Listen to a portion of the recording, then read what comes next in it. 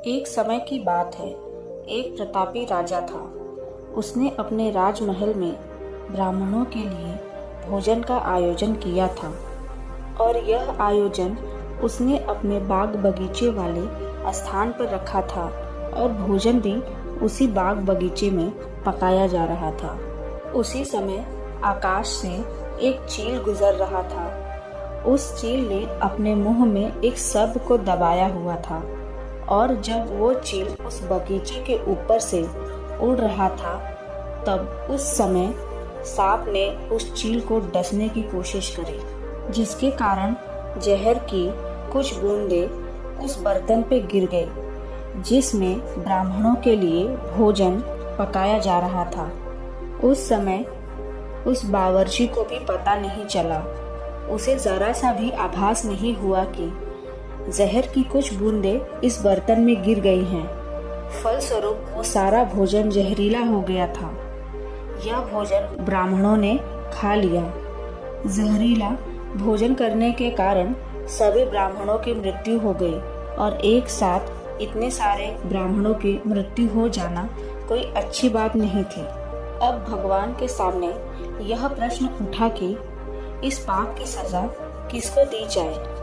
उस राजा को जिसने इस भोजन का आयोजन किया था उसे पता भी नहीं था कि भोजन में जहर है, या उस बावर्ची को जिसने यह भोजन बनाया था, परंतु वो भी इस बात से अनजान था कि यह भोजन जहरीला हो चुका है।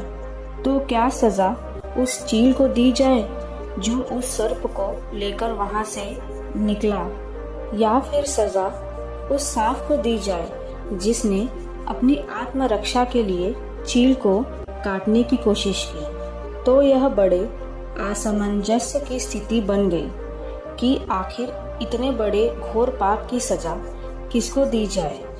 तो इस कर्म की सजा के लिए काफी दिन बीत गए।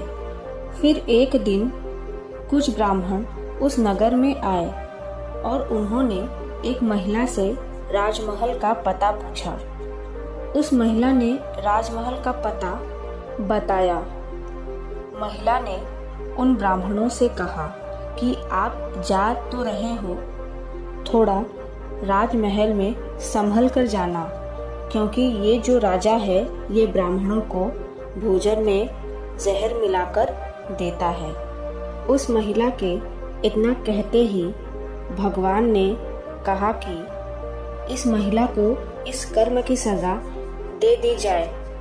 तब सभी आश्चर्यचकित हो गए और बोले कि वो महिला तो उस समय वहाँ मौजूद भी नहीं थी, ना उसने जहर मिलाया, ना उसने भोजन पकाया और ना ही उसने उन ब्राह्मणों को भोजन कराया। फिर इसकी सजा उसे क्यों दी जा रही है। तब भगवान ने कहा कि किसी भी कर्म का आनंद जो सबसे ज्यादा लेता है उसी को उसका फल भुगतना पड़ता है। इस पूरे कर्म में ना बावर्ची को आनंद की अनुभूति हुई, ना राजा को आनंद की अनुभूति हुई, ना सर्प को हुई और ना ही चील को हुई। लेकिन इस घटना का सबसे ज्यादा आनंद और रस उस महिला को ही मिला है, इसलिए इस कर्म की सजा उसे ही भुगतनी पड़ेगी। दोस्तों, कर्म के फल की व्याख्या इतनी आसान नहीं है। शब्द ही हमारे कर्म हैं। हम जो काम करते हैं वो तो हमारे कर्म होते ही हैं, लेकिन जो हमारी किसी के प्रति भावनाएं हैं वही हमारे कर्म हैं। हमारे विचार ही हमारे कर्म हैं। अगर आपने अपने विचारों पर नियंत्रण रखना सीख लिया तब आप एक महान इंसान बन जाते हैं। जब आप अच्छा सोचते हैं तो आपके साथ भी अच्छा होता है। अगर आप बुरा सोचते हैं तो आपके साथ भी बुरा होता है। किसी के भी बुरे कर्मों की आलोचना नहीं करनी चाहिए।